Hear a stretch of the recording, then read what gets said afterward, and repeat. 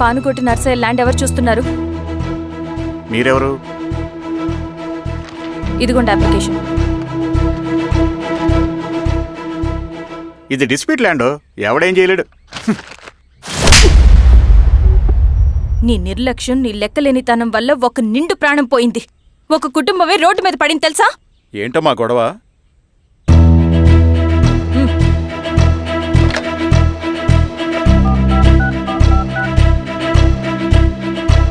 Hello sir.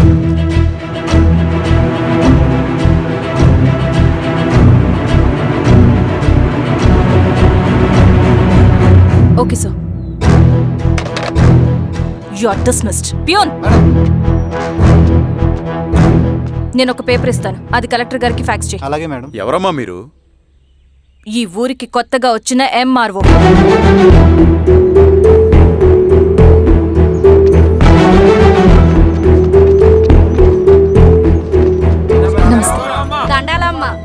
మీ పరిస్థితులు నాకు తెలుసు. పని చేస్తేనే మీకు పూట గడుస్తుంది. పనులు మానుకుని మీరు ఈ ఆఫీస్ చుట్టూ తిరగాల్సిన అవసరం లేదు. మరి ఎట్టాగమ్మా? నేనే మీ ఊరొస్తాను. ఆ రోజు అరగంట వీలు చూసుకుంటే చాలు, మీ పని పూర్తయిపోతుంది. దండాలమ్మా.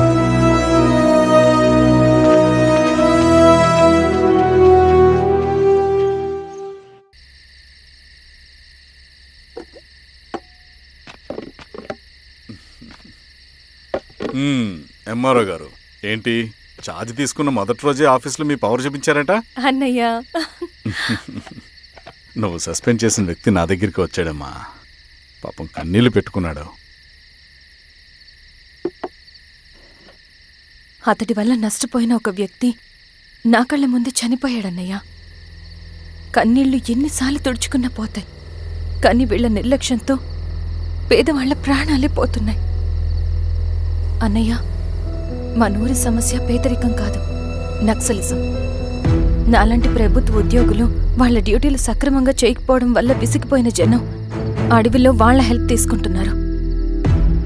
ఒక వ్యవస్థ ఇక్కడ సరిగ్గా పనిచేయనందుకే మరో వ్యవస్థ అక్కడ పుట్టింది. అందుకే నా పన్నం చేయనివ్వండి. స్నానం చేసిరండి, భోజనం చేద్దాం.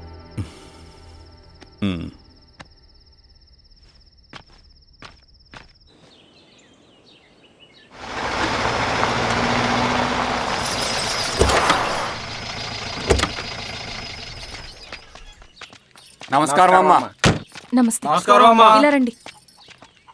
మీ ఊరు నుంచి కొందరు ఎంఆర్ఓ ఆఫీస్లో అప్లికేషన్స్ ఇచ్చారు. తను వాళ్ళ పేర్లు చెప్తారు, వాళ్ళని పిలవండి. అలాగే మేడం. వెళ్ళండి. Madam, coffee. నువ్వెప్పుడు వచ్చావు రవి? మీరు గంటకోసారి కాఫీ కావాలంటారు కదా, మాటి మాటికి వెళ్ళి రావడం ఎందుకని వచ్చేసా.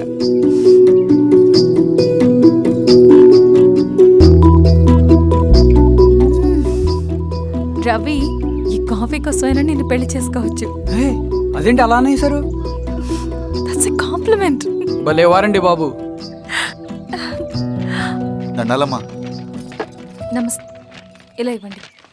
చెప్పండి, మీ సమస్యలేంటో. పేరు తలుపుల వీరాంజనేయులు. ఉన్నది 3 ఎకరాల పొలం.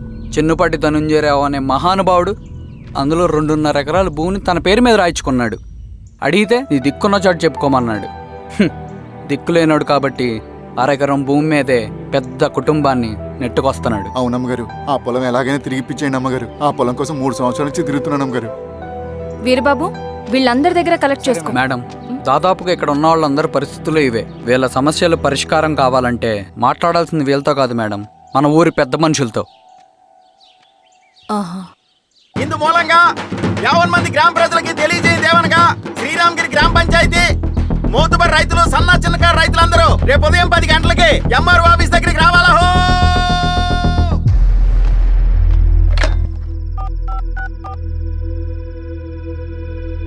హలో, ఎవరు? నమస్తే బాబాయ్, నేను ఈశ్వర్ రెడ్డి. ఎలా ఉన్నావు?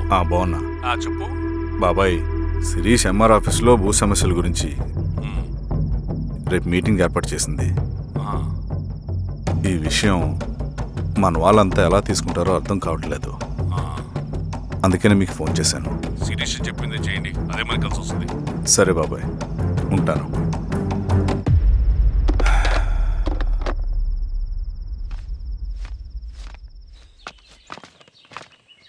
నమస్తే మేడం. నమస్తే అమ్మా. కూర్చోండి. పొలాల్లో పండిన పంట కోతకొచ్చినా ఈ రోజుకి ఒక్క గింజ కూడా తెగకుండా పక్షులకు పందికొక్కలకు ఆహారంగా పోతుందంటే దానికి కారణమిది. ఈ ఊరికి పట్టిన దౌర్భాగ్యం మీరు చేసిన అక్రమాల చిట్టా. కడుపు మంటతో ఉన్నవాళ్లు మీరు చెప్పిన కూలీకొచ్చి ఎందుకు పనిచేస్తారు? దౌర్జన్యాలు చేసి దిక్కున్న చోట చెప్పుకోమన్నారు. ఇప్పుడు అడవే వాళ్ళకి దిక్కైంది. అది ఎవరి తప్పు? మొత్తం 100 ఎకరాల పైచిలుకు భూమి వాళ్ల దగ్గర దౌర్జన్యంగా లాక్కుని ఇన్ని సంవత్సరాలుగా మీరనుభవిస్తూ ఉన్నది. మీ అంతట మీరుగా తిరిగిచ్చేస్తారా, లేదా చట్టం ఎలా పనిచేస్తుందో మీకు చేసి చూపించమంటారా? అలా చేయండి మేడం.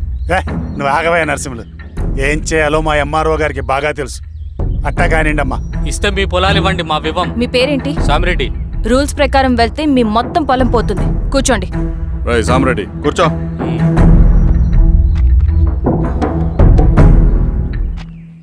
ఏమ్మా సంతోషమేగా? మరీ నువ్వు అనుకున్నంత చెడ్డవాళ్ళేం కదమ్మా మనోళ్ళు.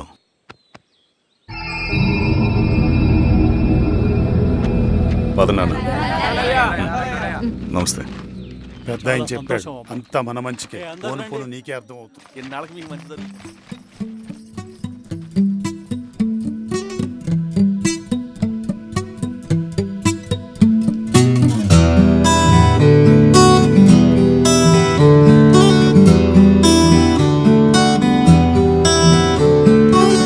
కలలా కలిసే కలలే మురిసే నిదురైపోతేను వస్తావని, నాతో కలిసి నువ్వు నడిచేటి రాస్తాని కోసం ఎదురే చూసే.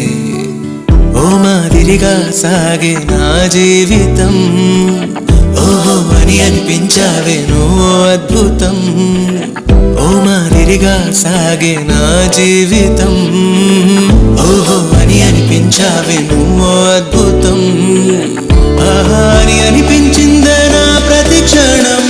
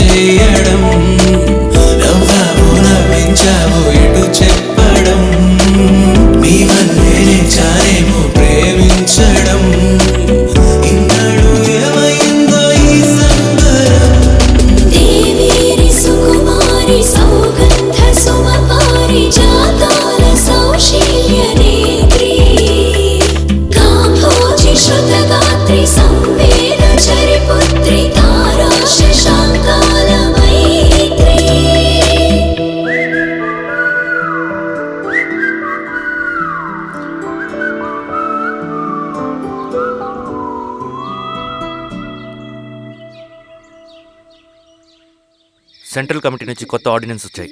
దాంట్లో ముఖ్యమైనవి జరగబోయే మైనింగ్ని ఆపాలి, రెండోది జెడ్పీటీసీ ఎలక్షన్స్ని బైకాట్ చేయాలి, దీనికి జనాల్ని సిద్ధంగా ఉంచాలి.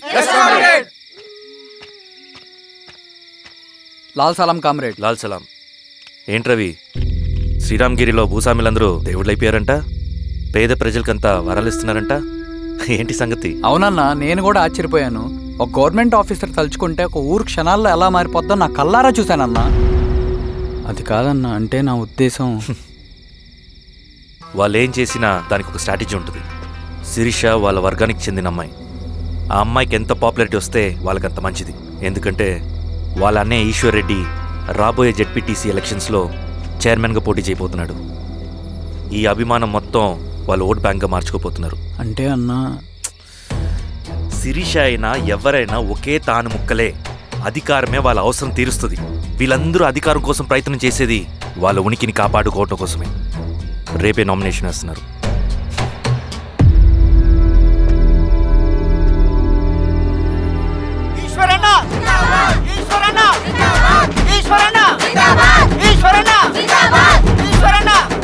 గారు మీ సపోర్ట్ మాకు కావాలి.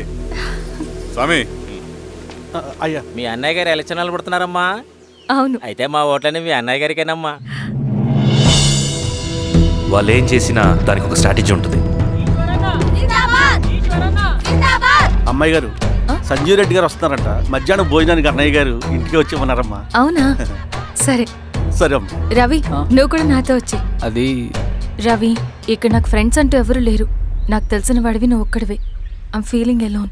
అందుకే, అర్థమైందా? సరే.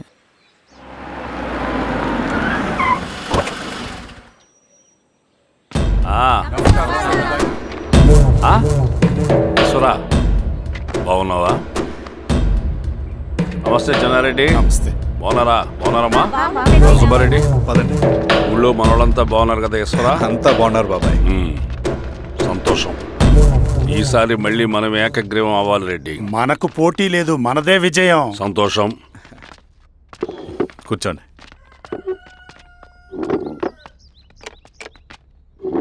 మీరందరూ లోపలికి వెళ్ళి భోంచేయండి. అలాగే అన్న. ఆ రైతు కూలి సమస్యలు ఎంతవరకు వచ్చినాయి? మాట్లాడుతున్నాం బాబాయ్, దాని గురించి మీరేం వరి అవ్వట్లేదు. బాబాయ్, ఆ, నమస్కారం. రండి రండి. ఎంఆర్ఓ శిరీషారెడ్డి గారు. శిరీష రెడ్డా? ఆ, శిరీష అనే పిలవచ్చుగా. అమ్మమ్మ, పులికి పంచాలాగా సింహానికి చూలాగా అది మన ఐడెంటిటీ, అది అట్లా ఉండాలి. సరే బాబాయ్, నేను ఫ్రెష్ అయ్యేస్తాను, మీరు కానివ్వండి. ఆ, అయినా ఈ కాలం చదువుకున్న ఆడపిల్లలతో మాట్లాడటం చాలా కష్టం. చుట్టుపక్కల శిరీషుకున్న ఇమేజ్ మనకి చాలా మంచి అయింది ఈశ్వరా. నేను అడగకముందే పార్టీ హైకమాండ్ సర్వే చేయించి నీకే ఫేవర్గా ఉండడం వల్ల టికెట్ ఇచ్చింది.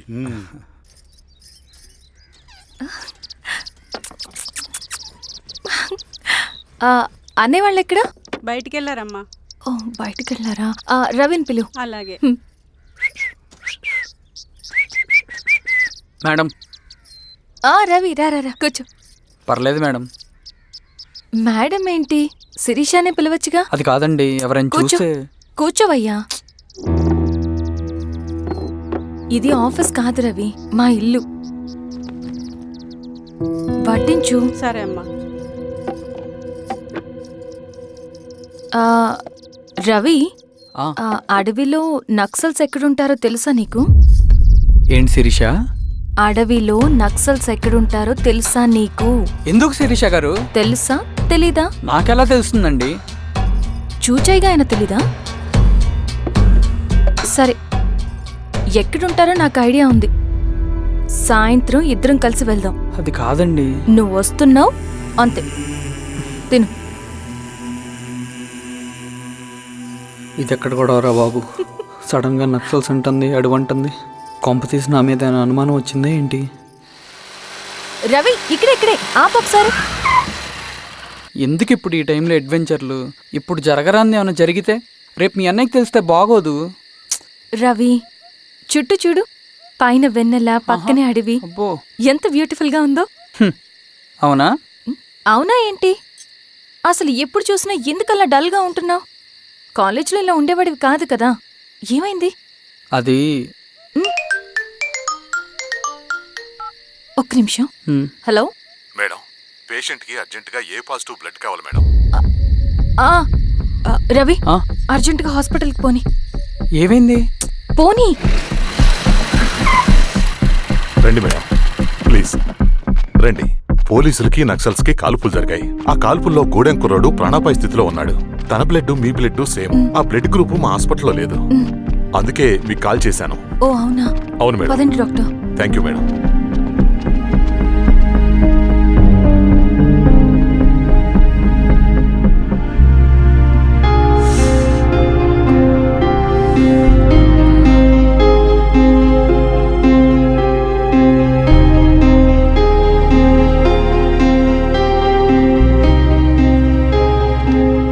Thank you madam. పర్లేదు డాక్టర్. ఇప్పుడు అతనికి ఎలా ఉంది? తను స్పృహలో లేడు మేడం. రవి నీ దగ్గర మనీ ఉందా? ఉన్నాయి. ఇవ్వు. ఇవ్వు. ఇది అతనికి అందించండి. ఓకే. జాగ్రత్తగా చూసుకోండి. అలాగే మేడం.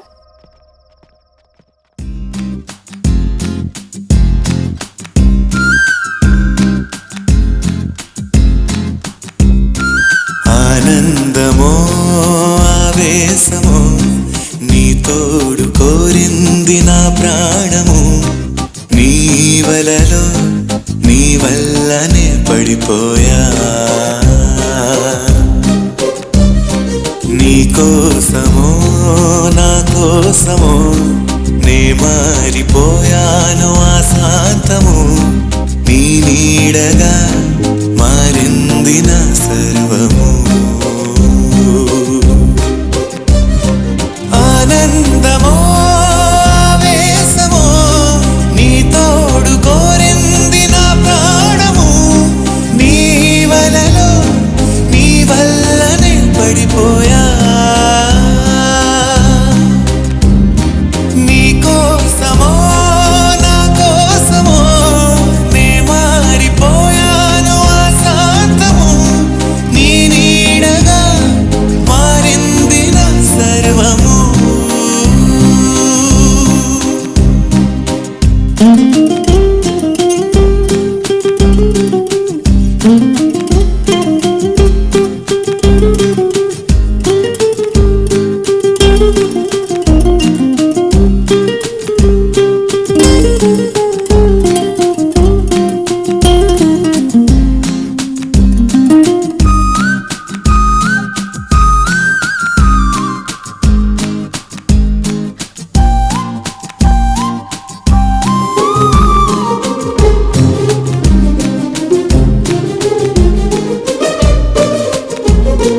నీ తోడులోనే ఈ లోకమంతా బాగుందిలే. నా కళ్ళలోనే ఆ వెన్నెలంతా చేరిందిలే. నా భావనంతా శృతి వీణలాగా మోగిందిలే. నా ధ్యానమంతా నీ ధ్యాసలోనే దాగుందిలే. ఆనందమో ఆవేశమో నీ తోడు కోరింది నా ప్రాణము. నీ వలలో నీ వల్లనే పడిపోయా. నీ కోసమో నా కోసమో నే మారిపోయాను ఆశాంతము. నీ నీడగా మారింది నా సర్వము.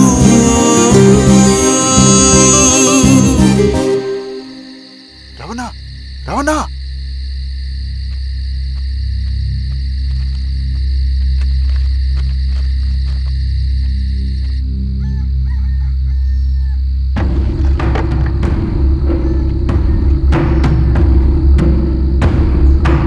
బాబాయ్ బాబాయ్ ఏంట్లో ఈ టైంలో వచ్చావు?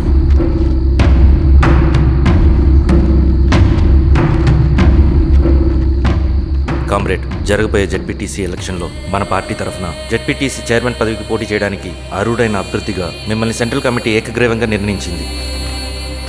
ఒక మామూలు రైతు కూలిని నాయకుడిని చేయగలిగిన దళం ఒక్కటే. ప్రాణాలు అడ్డేసైనా సరే అన్న చెప్పింది చేసుకుంటూ పోతా. లాల్ సలాం కామ్రేడ్. లాల్ సలాం. బాబాయ్ మీతో ఉన్న మన కూలీలకు నీ వెనుకున్న సింగన్నకు ఈ గెలుపు ముఖ్యం. ఈ గెలుపు మన హక్కు కామ్రేడ్.